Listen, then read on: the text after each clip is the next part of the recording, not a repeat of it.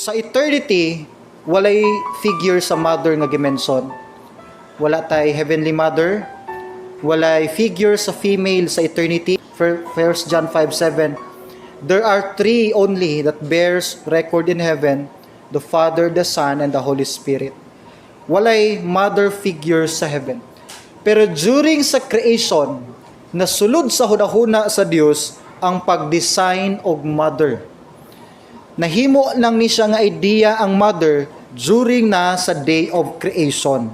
So unsa di ay naa sa mothers. Unsay gusto itudlo sa Dios nato pinaagi sa example sa mga inahan. Regardless sa ato ang mga shortcomings, sa atong mga mothers, but I know overall na purpose ang Ginoo sa pag-design kanila. Now kini nga message una dako nig impact sa atong mga mothers. Makita nato dinhi ang atong inyong mga major responsibilities isip mga inahan ug bisan sa mga husband, sa mga father, bisan sa mga young people, makita nato dinhi ang gitudlo sa Dios nato pinaagi sa ato ang mga inahan. For example, anita sa process sa atong regeneration. Ingon ang Bible, ingon ni Christ kang Nicodemus, except a man be born again, he cannot enter the kingdom of heaven. So nagmention si Christ of being born again, mataw pag-usab. Now dili ta kakuag idea unsa nang pagkatao pag-usab kung wala tay mga mothers. Di ba? Wa tay idea unsa nang pagka-born, unsa nang birth sa baby kung walay mga mothers. So dakog impact, dakog importansya nga nay mga mothers tungod kay naay mga related events sa atong spiritual life nga mas masabtan nato kung atong lingion ang experience sa ato ang mga mothers. Now, magsugod ko, walay langay. Number 1, God created mothers to take care of God's masterpiece. Sa Psalms 139, magsugod ko sa verse 13. Makita nato dinhi ang isa sa mga major role di ay sa mga mothers para ampingan ang mga masterpiece sa Ginoo. Ang masterpiece sa Dios ang tao. Sa tanang creation sa Dios, including the angels, even the universe, ang pinaka-special gyud ang tao. Sa tanang binuhat sa Dios, ang tao mo'y gitaganyag living soul. Ug sa imong living soul, that's the only thing nga maka-communicate ang Dios nimo. Mabito na kung wala tay kalag, di gid ta maka-communicate sa Dios ug siya dili pod nato. Pinagi sa tong buhi nga kalag, masabtan nato ang love, ang iyahang purpose sa atong kinabuhi. Munang dili ma-express sa God iyahang love sa ubang butang tungod kay wala sila'y soul. Pero dali ma-express sa Dios ang iyahang love ngadto sa mga tao kay unique ug special ka nga pagkahimo. Tungod yan ang living soul sa imong life, diha ka nahimong masterpiece. Now, tanaw na to ha, giunsa pag-process sa Ginoo na nga paghimo. Verse 13, Psalms 139:13. Ingon ni David, "You formed me in my inward parts. You covered me in my mother's womb." Ako nang balikan unya, moamba ko sa 14. Ingon ni David, "I will praise you, for I am," number 1, "fearfully." Number 2, "wonderfully made." Ingon pa ginya, "marvelous are your works, and that my soul knows very well." So kining masterpiece, imagine ha, ang masterpiece sa Dios, ang pinaka-special, unique nga binuhat sa Dios, ang tao. Gidescribe ni David, fearfully, katingalahan kayo ang imong binuhat, nindot kay imong binuhat Dios. Tanan kini nga masterpiece sa Ginoo na process ni sulod sa pinaka high-tech nga laboratory sa atong buhi nga Dios, ang mother's womb. Di ma-imagine mo ang sabakan sa usa kinahan dili ni ikaw kaya tumbasan sa pinaka high-tech pa nga laboratory. Wala pa'y laboratory sa kalibutan nga nakabuo sa uyang kagulingon gyud nga DNA nga walay mogamit og lain nga mga resources. This mother's womb dinhi gi-process sa Dios ang iyang masterpiece. Ingon dinhi "You formed my inward parts. You covered me in my mother's womb." So ang masterpiece sa Ginoo tanan dinhi niya giprocess sa bakan sa usa ka inahan. Walay nurse nga active dinhi, wala ni nagkinahanglan electricity, walay mga machine sa sulod sa bakan sa inahan, walay mga doctors, pero healthy nga giatiman sa Dios ang baby sulod sa sabakan sa inahan. Makita nimo dia ang pagkaimportante di ay sa mga inahan. Walay masterpiece nga mabuhat kung walay mga mothers. Now sa karon bag-o naman ng time karon nato nga nanay OB, di ba? Nanay atimanon gyud magbuntis pang bata, nay mga prenatal. I-check ba kung kompleto ba vitamins? Karon lang na nga time. Pero sa panahon sa ato mga katigulangan, walay prenatal. Tanan lang depende sa purma sa dahon sa kaning dahona, murag purmag heart, pwede ni sa bata. Di ba? Gabon, from point na ko is, bisan pag unsa ka vulnerable ang baby sulod, ang fetus sulod sa bakan sa inahan, protected gid na sa Dios. Tanan nag-operate sa mother's womb, tanan gikinahanglan sa baby. So inani ka katingalahan, and according sa Bible, Genesis 1:28, isa sa mga purpose nganong dunay mga mothers, part ni sa eternal plan sa Dios para sa tao. And God blessed them, human niya gikasal si Adam ug si Eve sa Garden of Eden. Kabalo ba mo ang first garden wedding na itabo sa Garden of Eden? Si Adan ug si Eva. God said to them, "Be fruitful and multiply and replenish the earth and subdue it." So isa sa purpose ngunong na mga mothers para mo multiply ang tao. Yes, part na sa eternal plan sa Dios. God is love, and one of the manifestations of love is to share. I-share iyang goodness, iyang love. Munang mas daghan nga tao nga mas share niya siyang goodness, mas maayo. Kaso lang naguba ang design sa tao tungod sa sala. Now, love sa Dios tanang baby. Regardless sa iyang status, naman siguro yung mga special children, mga disabled babies, gipakatao sila nga dili kompleto ilang body, gipakatao sila nga need og special attention ilang brain development, ilang mentality. Pero abi nimo, special ang tanang baby at ubangan sa Dios. Ingon ang Ginoo, Matthew 5:3, naani sila na ilawom sa kategory sa poor in spirit. Ingon ang Ginoo, "Blessed are the poor in spirit, for theirs is the kingdom of heaven." So, kaning mga poor in spirit, apil na din mga bata, tanang klaseng bata, mga humble man gud ni sila. Apil na din hini mga special child, mga disabled nga mga babies. Ingon nila, "There is the kingdom of heaven." Ilahang gingharian sa langit.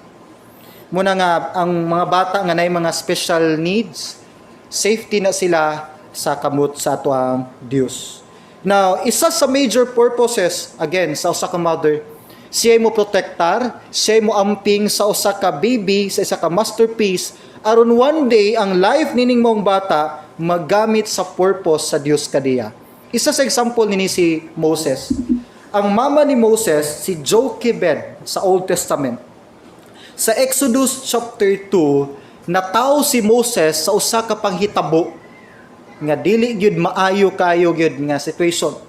Gipakatao si Moses nga bag-o lang gidecree sa Pharaoh sa Egypt nga tanang mga anak nga lalaki pangpatyon ug ipanglabay sa sapa. Nabot sa point man gud nga grabe ang pag-increase sa mga Israelites sulod sa yuta sa Egypt. Nahadlok ang bag-ong Pharaoh nga basig mudaghan og maayo ang mga Israelite unya malabwa na sila, makonquer na sila sa mga Israelites. So gihimo nining Pharaoh tanang mga anak nga lalaki, kaya mga lalaki mga warriors, iyan gipapatay, gipalabay dito sa sapa. Pila ka bulan gitago ni Jochebed iyang anak na si Moses. Hangtod nabot sa point nga nang ransak na ang mga soldiers sa ilang balay, nanulod na gyud, gipang force na gikuha ang mga babies. Nang gihimo nining mama ni Moses, aside nga isa siya ka Israelite, isa siya ka godly woman, iyang gibutang si baby Moses sa usa ka basket nga naapoy gipambutang niya aron na basket nga mulutaw lang siya sa tubig. Gibutang niya sa basket, butang ag lampin, gipaanod sa sapa. Na mafeel mo ang pain sa usa ka mother, nga at least man lang dili niya makita siguro nga kuaag kinabuhi iyang bata siyang atubangan, iya na lang gipaanod sa sapa. Murag pamasin na lang to ba unsay may tabo sa unahan. And I know nag-guide pud ang Ginoo sa life nining maong mother ni Moses. Gitagan sa wisdom sa Ginoo sa buhaton. Unsa man pagkaunsaa, sa unahan naligo man pud ditong anak ni Pharaoh. Okay, ang princess. Naligo dito sa unahan uban yung mga maids. Nakit-an ang basket nga naglutaw-lutaw. So gikuha ang basket, na-impress magmayo ang Pharaoh's daughter kay cute man kaayo dining baby. Cute ginang baby, no? Oh, ndot pa kay kumot-kumuton niya mo dako na gani mo edad nag 20 anyos. Di naman cute na kumot-kumuton. Pero cute pa kay si Moses din ni-decide siya nga iyang i-adapt ang baby. So gi-adapt ang baby nga si Moses pagkahibalo sa Pharaoh's daughter nga ang baby di ay usa ka Jew, dili di ay Egyptian. Nangita siya maid nga mo nurse sa iyang baby nga usapod ka Jewish woman. Again, ang Ginoo naglihok gyud sa mama ni Moses nga maprotektahan si Moses. So si mama ni Moses nang-apply siya nga mahimong maid ra gihapon para kang baby Moses. And God's will, nadawat siya, ang naitabo, siya ra gyapon nagbantay siyang kaguliyong bata sulod na noon sa palasyo sa Egypt. And dinhi na to makita nga ang Dios nagid siya plano sa tanang masterpiece niya. Ug dakog responsibility ang mga mothers nga una imong i-surrender imong life sa Ginoo aron gamiton kaniya nga mo guide sa imong kinabuhi sa imong baby nga mo dako na nga bata nga one day maggamit gyud sa kaymayaan sa Dios. Years later, at the age of 40, si Moses ni barug nga lig-on kayo nga leader sa entire nation sa Israel. Siya ni kuha sa Israel gikan sa Egypt, sa bondage sa Egypt, padulong nga to sa promised land nga maong Canaan. So again, matag baby, na matag masterpiece, na purpose a Ginoo. Aside sa mga father, sa mga mga guardians nato, dako kay factor ang mother mo guide sa atong mga bata. If wala tayo gi-consider nga biological nga mother, ang atong mga guardians, ba-consider na po na sila nga sila ang atong mga mother or mga parents. Now, the second purpose, to teach their children about God. Our mothers are the first responsible to educate our children. Abi nimo ang unang education nagsugod sa panimalay. Muna madungog na to kasagaran sa mga speech, sa mga graduation, sa mga eskwelahan. Ang unang education nagsugod sa panimalay. Ug ang unang teacher sa Bible, abi ninyo, si Eve, si Eva.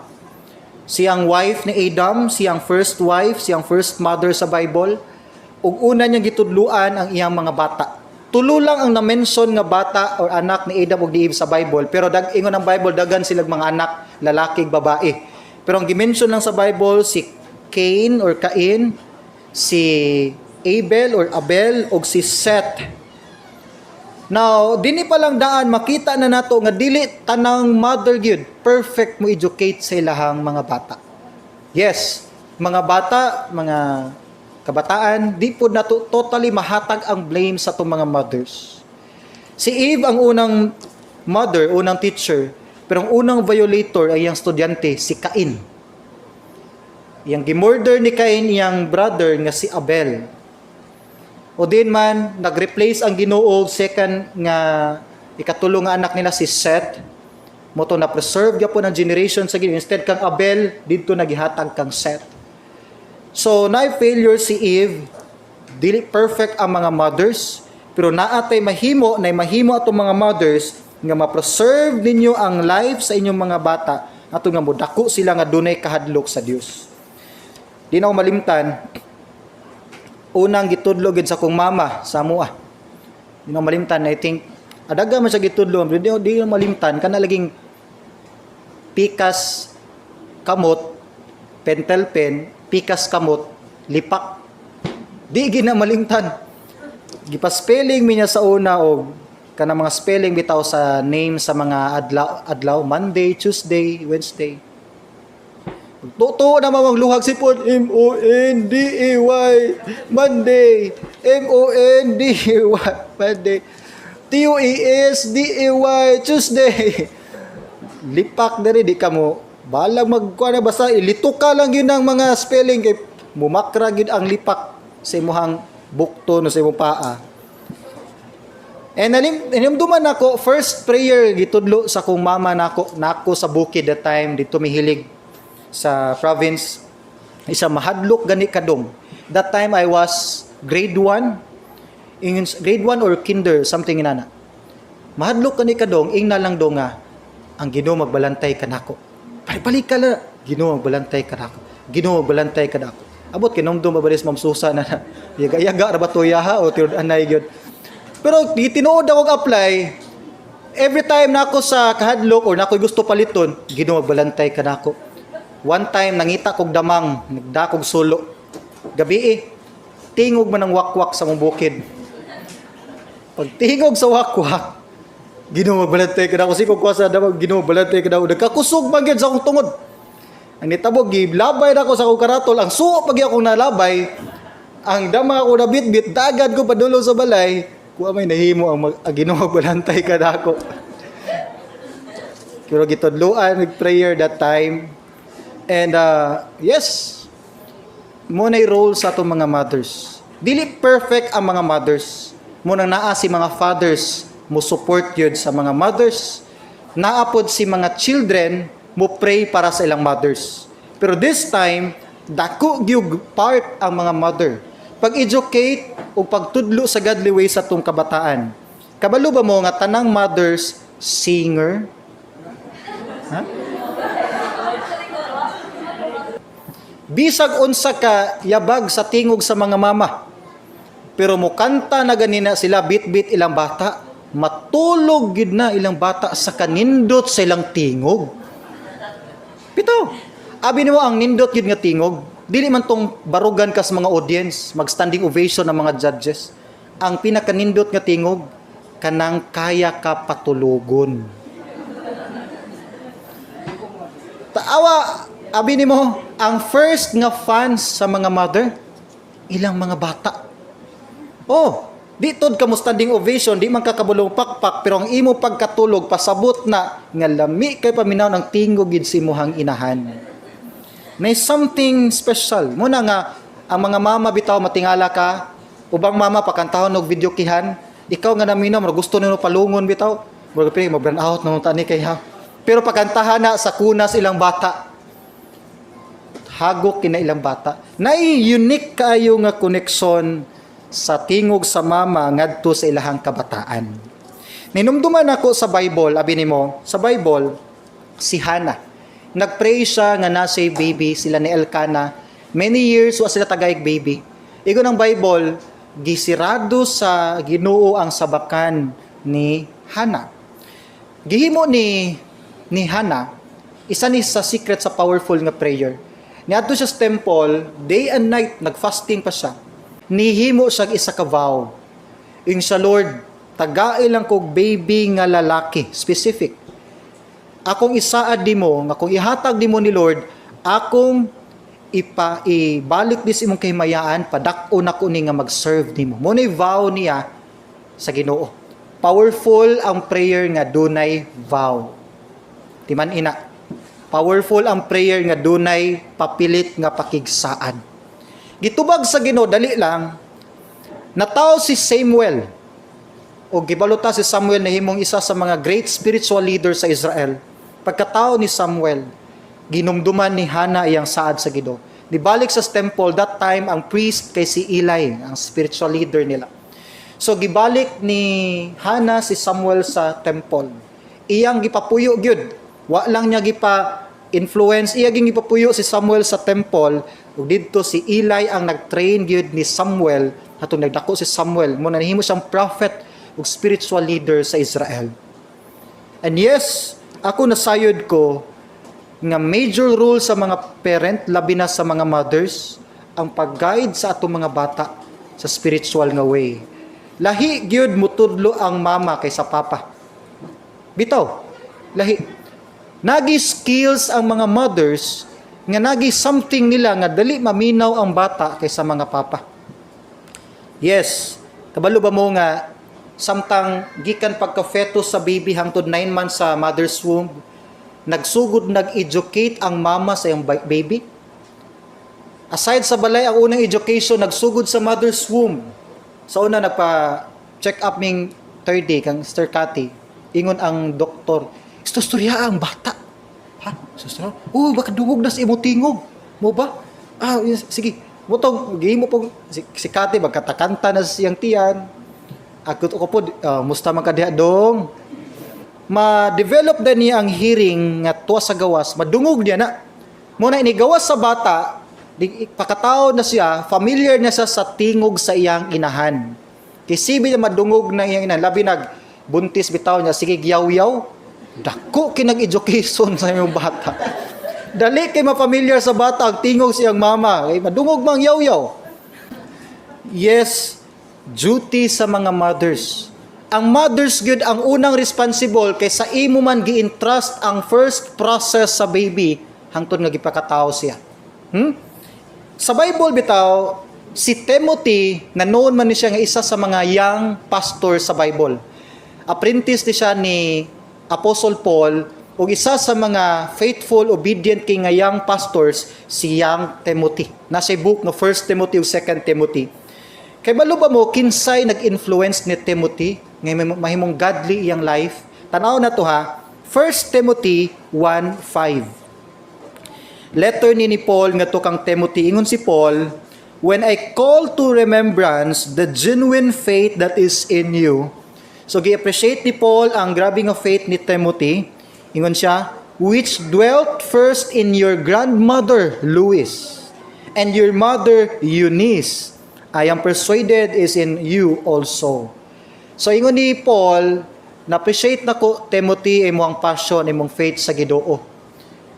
And nasayod ko nga kini nga faith nimo namana nimo ni sa imong lola pa nga si Luis ug si imong mama nga si Eunice. Dakog factor ang mga mama nga mo influence. Ako nagingon, lahi gyud ang skills sa mother mo influence sa ilahang kabataan. Kang papa magud kasagaran, tagaan lang nag-chocolate, tagaag pasalubong pan, tagaag mga dulaan, inana makasagaran ang mga amahan.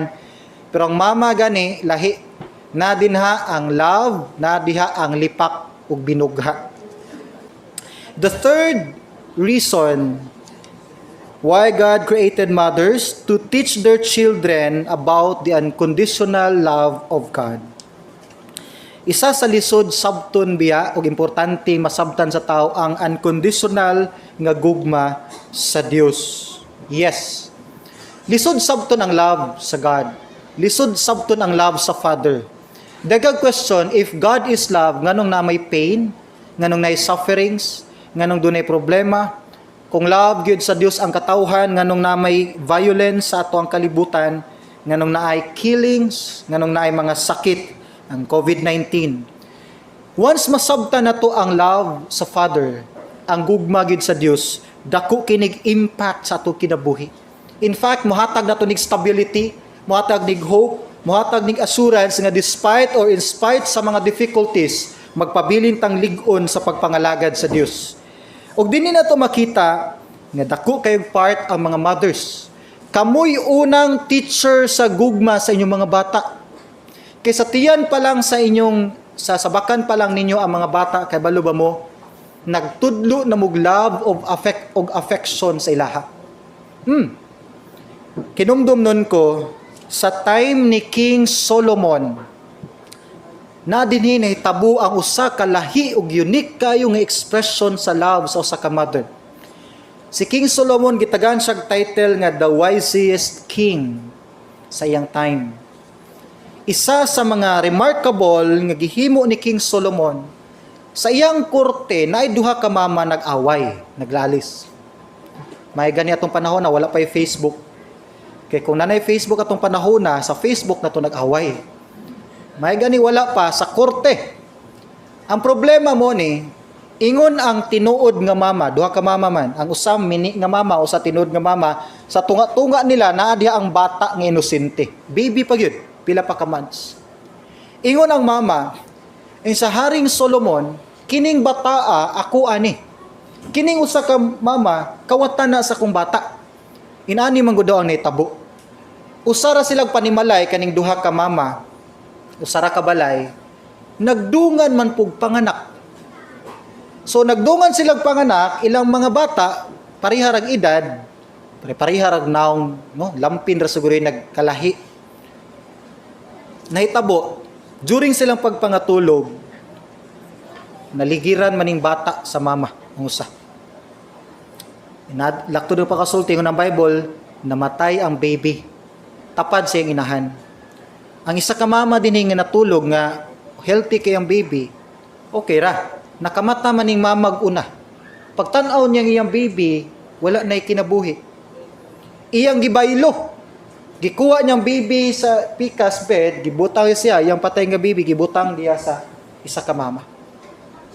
Pagbuntag, pagmata sa mama, pagtanaw niya siyang baby, wala na may kinabuhi. And then ipalag ang mama, una, di magini ako ah. So inakiglalis siya nga, mo na nga akong baby, imong gikawat. Di ka to po usa, sara may nagmata, pwede niya himuon tanang rason. Wala, oy, ako aning baby, unsa imong pruweba ba? Kita di ka nga gibaylo na ako. Pero kabalo ka, before ko mo proceed, makita na to dinhi ang lahi gyud nga connection sa mother o sa iyang child. Nagi lahi nga instinct. Kabalo ba mo nga manay mga power ang mga mama? Nay mga power ang mga mama. Kay balos sila, na sila instinct, power, discernment, makabalo sila sa tinuod ginla nga bata or dili. Kinumdum mo atong Jessica Soho nga na-switch ang mga baby. Nagbaylo. Nganong nibaluan man sa mga mama, naagid sila something connection sa ilang bata ba. Nga makasense gid sila nga dili gid niya kuha. Ni man ka 9 months sa sulod sa iyang sabakan, naandi na develop ang communication, ang senses sa baby tanan tingog, ang heartbeat, nadungog diha sa baby tanan mo nang inikataw sa baby, pangitaon gidto niya nga comfort nga iyang mama lang ang maka-provide. And this time ang mama aware gid siya sa tinuod niya nga baby. So mo to'y problema na nagniyaw-yaway na sila pak gisamukan man si Haring Solomon. Ingon din si Haring Solomon, bebe, hilom sa mo. Gikuha niyang sword sa sundalo. Hait king sword, duhay sulab. Gikuha niyang espada, ninaog siya sa korte, ingon siya, ako ning hiwaon ang inyong bata aron wa ilalis. Aron tabla mong tanan duha, walay makuha. Pagdayog hunat ni King Solomon, nitingog ang tinuod nga mama. Ingon siya, sir, ayaw nagbuhata. Ihatag na lang ng bata ang adto niya kaysa kuhaan ni mo kinabuhi. Ningon pod ang mama, di kuha aron tabla big duha. Wa mi mamo. So ningon ang tinuod nga mama, ayaw sir, ihatag na niya. Bahala na lang walay ako, mabuhi lang ang bata. Ningon si King Solomon, gikuha niyang sword, gibalik niya sa iyang sundalo. Ingon siya, kuha ang bata, ihatag nining maong inahan. Kaning inahan nga mo'y ni giveaway nga ihatag ang bata, isa mao ni ang tinuod nga inahan.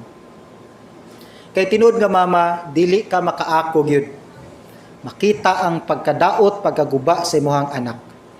O ang tinuod nga love sa inahan, buhaton nimo tanang sacrifices, tanang pagpaubos para lang sa kapakanan sa imuhang anak. Sakto ba mga mothers? Tingog gid mo kay hapit na pud na bang Father's Day. Mubalos na ni mga fathers. Pay mostly ang higayon.